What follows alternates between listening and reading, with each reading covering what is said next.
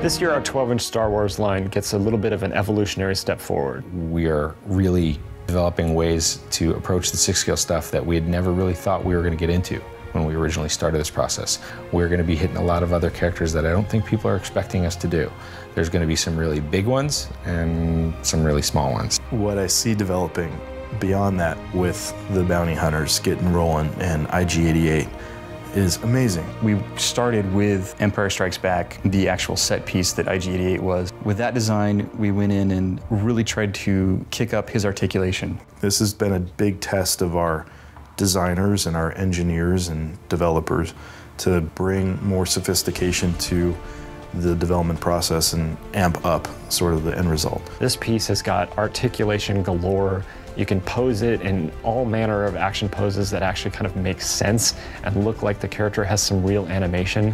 We wanted to really reflect what we saw in the Clone Wars animated series, showing him as a very lethal, very quick, fast killer droid, which is exactly what he is. So for a robot that is essentially, was almost a prop in the real film, we've taken it and put as much life into it as we have seen the Star Wars creators themselves put into the character.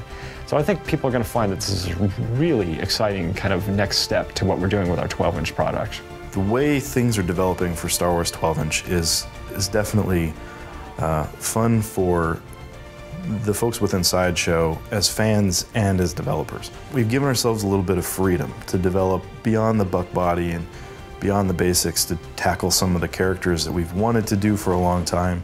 So we kind of pulled the roadblocks out and pulled out all the stops and said, let's go for it. One of the most iconic images, perhaps other than Darth Vader from the Star Wars line, is of course the Stormtrooper. We've had some great success in figuring out how to work this around the 6-scale format, and that's given us some really great tips on how to kind of take it a step further and really nail it down for the quarter-scale interpretation. In the same way we are approaching the unique challenges that the armored characters bring to us each time, we get to sort of really fine-tune them and finesse them and make them just right in premium format. We've had great success visiting the expanded universe with our premium format line, and we want to get into more of the female characters, so we're going to be doing the Aayla Secura, the Mara Jade, and the Shaak Ti coming up. Mara Jade, going to be another fun EU character to tackle in premium format, and it looks like we're going to get to team up with one of our favorite partners on this one, so be looking for good things. We also want to keep on with our classic characters, so we definitely want to do an Emperor in the throne from the really classic scene in Return of the Jedi. People are going to enjoy the way we're able to interpret him. We chose sort of the iconic scenes from the throne and threw in a few twists to make the character, let's just say, customizable. We couldn't really decide where we wanted him to be. We wanted him in the throne, but he does several things in the throne. Did we want him leaning back, all sinister? Did we want him leaning forward, laughing? There's, several things we could have done with that character. Of course, Darth Vader being the principal villain, the Emperor is sort of the overshadowing villain of the entire piece, and his sort of quiet manipulation of the entire Star Wars universe has always been something that's sort of, certainly fascinating to me. Strike me down with all of your hatred, and your journey towards the dark side will be complete. There's a lot of nice, subtle dimension to this piece. There'll also be some lighted elements to the throne. So in total, it's really what I like about the premium format is when we can do a piece that really is as multimedia as we can make it. Welcome, young Skywalker. I have been expecting you. With the Star Wars maquette line, we're kind of taking a new direction, not just for ourselves at Sideshow Collectibles, but I think for the entire Star Wars license itself. It's going to be a whole new vision, let's say, of characters that the fans are familiar with. When you start to talk about being designers and developers, and you want to kind of step away from doing another literal interpretation of a character, we wanted to do something that gave us an opportunity to sort of speak to the world that Star Wars existed in and the characters that live in that world. These characters have all had other adventures. They've all had other experiences. What we wanted to do was get an opportunity to take some just killer established characters and tell some stories about them in this 3D medium that spoke to other aspects of their life. One of the things we wanted to bring to Star Wars is something, you know, unique to the fans, but also kind of harken back to stuff that we, you know, in the various artists and film fans and art fans here at Sideshow really respect.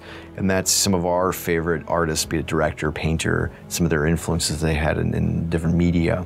We drew a lot of our influence from Akira Kurosawa, Sergio Leone, and Frank Frazetta. They are all single figure studies.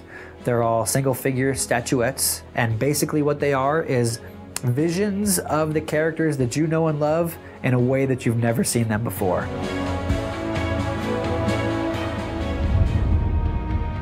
When I saw the designs for our legendary scale bust range, I was a skeptic. Tom tasked us with a challenge of coming up with a new style of bust, basically. What is the sort of magic of that scale and format that breaks the traditional bust mold and it still retains the sort of expectation of a bust? We went through several variations and finally we came up with just this awesome variation on busts where we're using the cloak as the support mechanism and a design mechanism. And it's cut in such a way that if you look at it, it almost looks like it shouldn't balance. It almost looks like it shouldn't be supported because the cloak gets really thin and the bust and the shoulders are larger up on top, and it almost looks like it's defying gravity. It's definitely got more body and shape to it, but it was a little bit, you know, designy. There's a lot of style in that. Then the piece was sculpted. I was impressed. Fully painted, okay, it's got something special. It's just really cool to look at it because it's an interesting design. It's really appealing to the eye.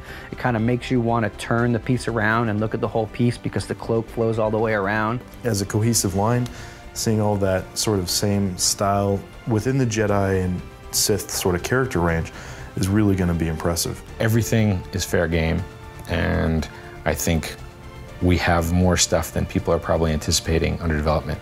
We have droids, we have bounty hunters, we have Cantina aliens, we have characters, creatures, who knows?